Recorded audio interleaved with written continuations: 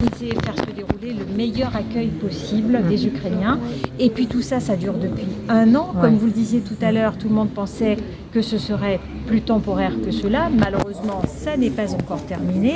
Le conflit, on peut considérer qu'il est loin d'être au bout et que la situation peut même, le cas échéant, s'enliser. Donc on est très attentif évidemment à tout cela. Et aujourd'hui, l'idée, c'est vraiment de mesurer le chemin parcouru dans cet accueil. Et on voit que quand même, vous êtes parti sur de l'hébergement, mais aussi progressivement beaucoup d'initiatives pour le logement, du logement citoyen, du logement chez des particuliers, du logement côté propriétaire privé, du logement type ce qu'on a vécu dans les mesures dites AVDL, avec et dans le logement. Donc autant de mesures effectivement qui ont été mises en place avec tous ces acteurs, un travail sur l'emploi, sur la langue, sur l'insertion progressive, donc on voit bien la scolarité. Donc tous ces sujets, évidemment ce que vous avez dit tout à l'heure, les soutiens multiples et variés, dont d'apprentissage de la langue, mais aussi le volet de l'accompagnement social au sens large du terme, toutes les procédures et les mesures d'accompagnement mises en place par les différents services de l'État, par les associations, par les opérateurs, le volet santé dont vous avez parlé tout à l'heure en termes de prévention mais aussi curatif, on y est avec l'ARS notamment.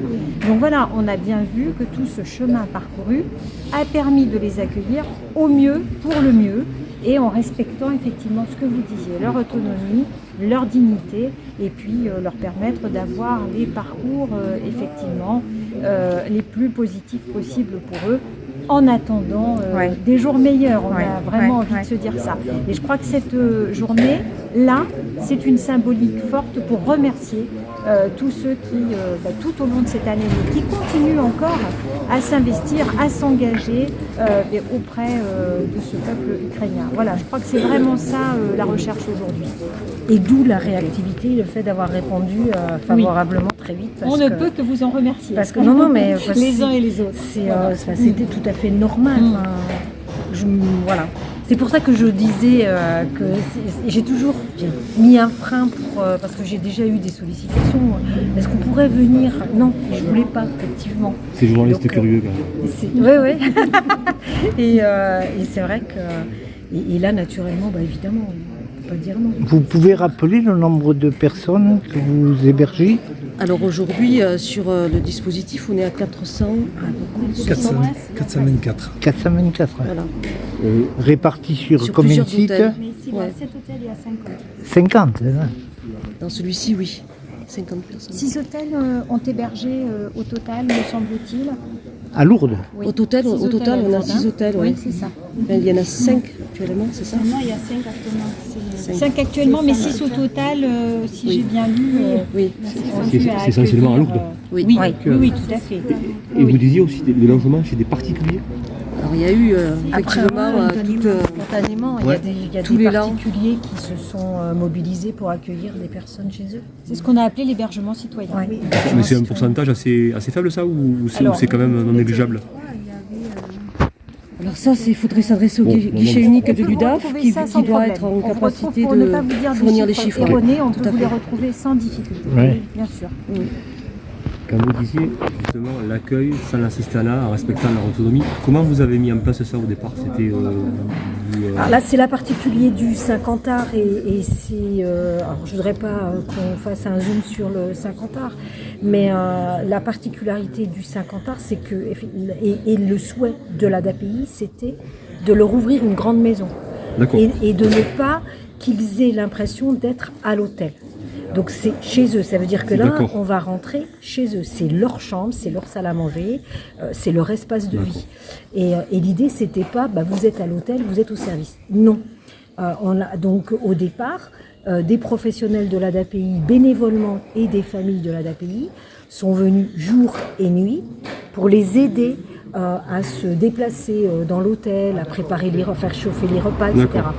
Et une fois qu'après on a embauché donc Zaza qui parle bien la langue et puis du coup qui a pu cuisiner ce qu'ils aimaient.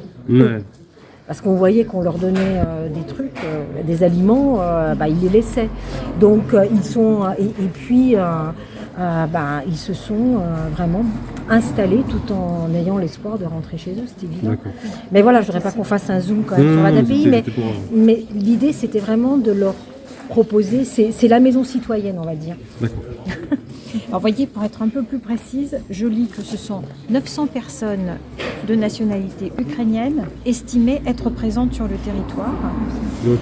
Des Hautes-Pyrénées, absolument. Et à ce jour, 529 bénéficiaires d'un logement, dont 404 dans les hôtels lourdais. Et près de 150 enfants scolarisés. Et 141 personnes qui, ayant suivi des cours de français, sont déjà plus à l'aise. Vous avez dit combien? 141 141, tout à fait. Voilà. 141 personnes scolarisées, vous avez? Alors, je vous ai dit, en personnes scolarisées, près de 150. 150 voilà, pour être la plus précise possible sur les chiffres. Et le 141, c'était pour ceux qui ont bénéficié d'une formation langue? Absolument, ouais. Absolument.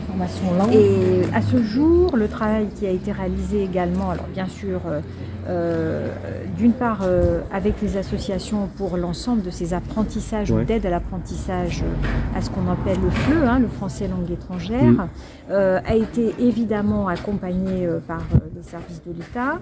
On a eu des budgets dédiés sur le sujet. Et puis ensuite, le lien a été fait avec Pôle emploi, de manière à ce que effectivement Pôle emploi travaille également sur l'insertion professionnelle et le fait d'aller vers un emploi.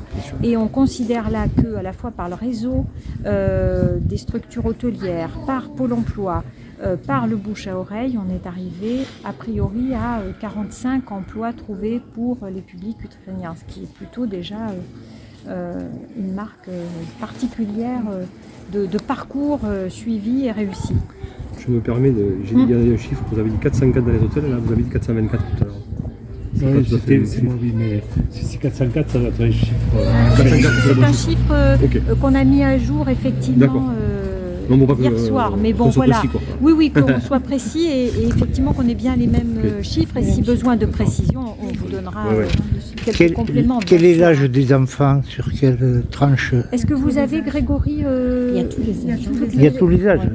Est-ce que vous jusqu'à quel âge également? Ici à cet hôtel? Oui, à cet hôtel. Oui, il y a des... Je pense qu'il y a une qui est en lycée, également. La formation des cuisiniers. Et puis il y avait aussi des universitaires, parce qu'il y a un jeune qui est parti à l'université. Il y avait lycéens, il y avait primaires, et après il y avait des tout petits.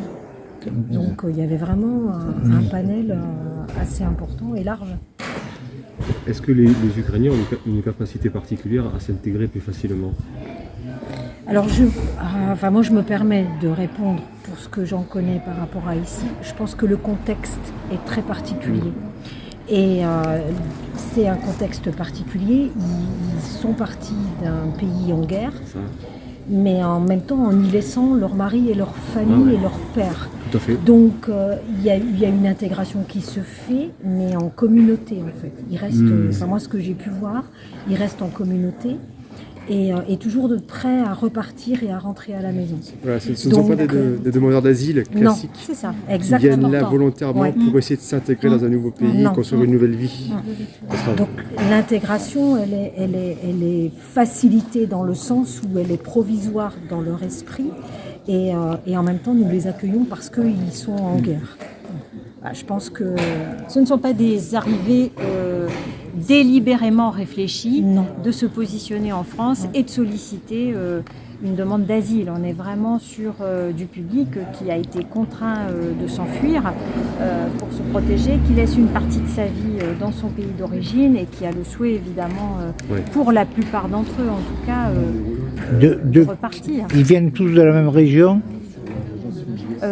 Est-ce qu'on a les origines? C'est très éclaté. Alors peut-être que Caritas... Ce qui est ici dans cet hôtel, qui vient de Dnipro. Je prononce bien. Dnipro, c'est une ville particulière. Après, on a Palma qui vient de Mariupol, qui sont dans les autres hôtels, de Kiev, de Kharkiv. Ils sont de différentes régions, franchement. De Donbass aussi. Il y en a beaucoup sur votre hôtel. Ils arrivent de différentes régions. Et pour vous répondre complètement, c'est aussi la raison pour laquelle l'État a mis en place des autorisations provisoires de séjour. Vous avez bien ça en mémoire, la délivrance de ce qu'on a appelé les APS, parce que par définition, ce sont des autorisations susceptibles d'être renouvelées au fur et à mesure des demandes des publics ukrainiens eux-mêmes et au fur et à mesure du déroulé, évidemment, de la guerre et de sa durée.